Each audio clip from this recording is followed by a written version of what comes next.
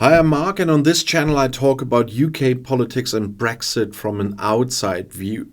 Although I do know the UK from the inside as well. And this week my channel is dedicated to discussions about the future after Brexit. And even if many people simply don't want to hear the B word anymore, it still has an impact on the political landscape in Great Britain, but especially on the people's lives in the country. And today I would like to talk about a certain topic about the possible levels of integration in relation to the EU. Because there are different types of trade relations that third countries can have with the EU, and these can be graded qualitatively according to the intensity and depth of integration. And you just once again heard I'm not a native speaker. But we start with the minimal integration, which is the WTO rules or the World Trade Organization regulation. Countries based on WTO rules have access to an international trade framework that guarantees basic trade principles, such as the most favored nation status, but does not grant any special access or advantages. For example, we have Libya. Libya is a member of the WTO and benefits from the general trade regulations that ensure a certain degree of market opening, but do not offer any specific trade preferences or advantages over the EU. There is a generalized system of preferences, or a GSP. The GSP provides developing countries with trade advantages such as tariff reductions or exemptions on a wide range of products to encourage their economic development. One example for this is Bangladesh. Bangladesh benefits from the EU's GSP, which allows its exports, particularly textiles, to benefit from reduced tariffs to support economic growth in the country. And now let's talk about moderate integration, for example, via free trade agreements. A free trade agreement reduces tariffs and trade barriers on a wide range of goods and services, but can have varying levels of integration depending on the agreement. One example I talked about this week, that's Canada. The Comprehensive Economic and Trade Agreement, or CETA, between Canada and the EU reduces tariffs, facilitates trade and investment, and includes comprehensive regulations for many economic sectors. And there's a possible high integration, like a customs union.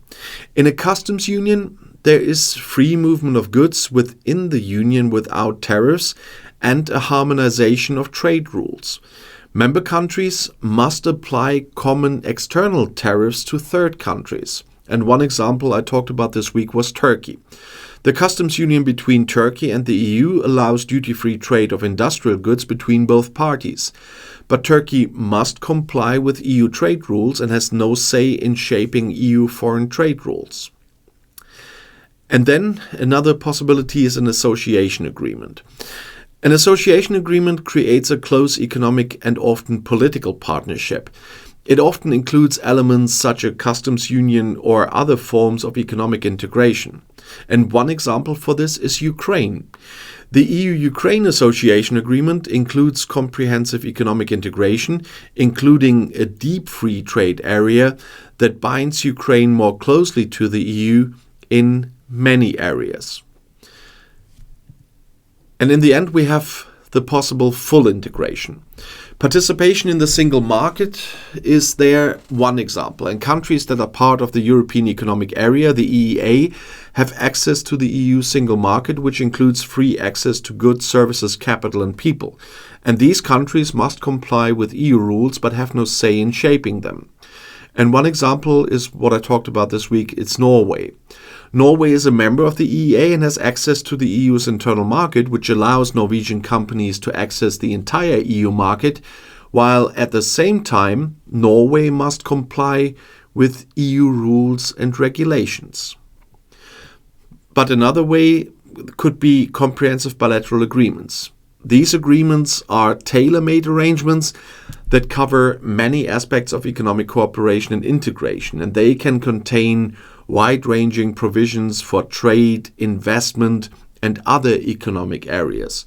And I also talked about one example here, and that's Switzerland. Switzerland has a variety of bilateral agreements with the EU that allow access to the internal market in many areas. And these agreements include agreements for trade in goods and services, as well as for the free movement of people and investment.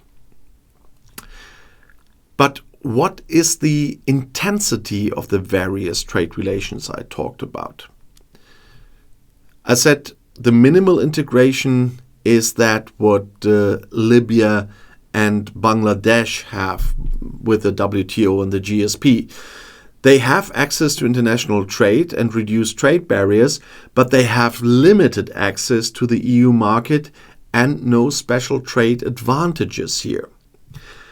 In the more moderate integration, like with Canada, there are the advantages of reduced tariffs, improved trade opportunities and investment. But there are still disadvantages that the agreement is limited to certain products and services and not there for everything. And in the high integration, that was the example of Turkey and the customs union, or the Ukraine with the association agreement, there are the advantages of the free movement of goods and extensive economic cooperation. But the disadvantage is the limited flexibility in their foreign trade policy. And in the full integration, as we see it in Norway with the EEA or with Switzerland a little bit with the bilateral agreements, there's the advantage of the full access to the internal market and the extensive integration. But there is the disadvantage that they need to comply with EU rules without a say, and they are quite complex agreements in the case of Switzerland. And these gradations show how different the intensity and depth of trade relations between third countries and the EU can be, depending on the specific agreements and the level of economic integration. And every country has to decide on its own how much integration does it want. Of course, in the end, the EU will decide how much integration it will allow for any third country. But I made this video as well this week to show those are the different levels that can be. The Brexiteers' beloved WTO or the highest integration as the EEA, as there is. I made the examples this week, but that is just the whole range that is possible. And of course membership, but we don't need to talk about British EU membership at the moment, unfortunately, and for them. And so now you got a little overview of what levels of integration are there, and people can decide for themselves. And I really decided to make these videos this week because in the polls, I always hear that the majority of the British now wants to have closer relations with the EU, but even rejoining the EU. But so many people still don't know what either of this means.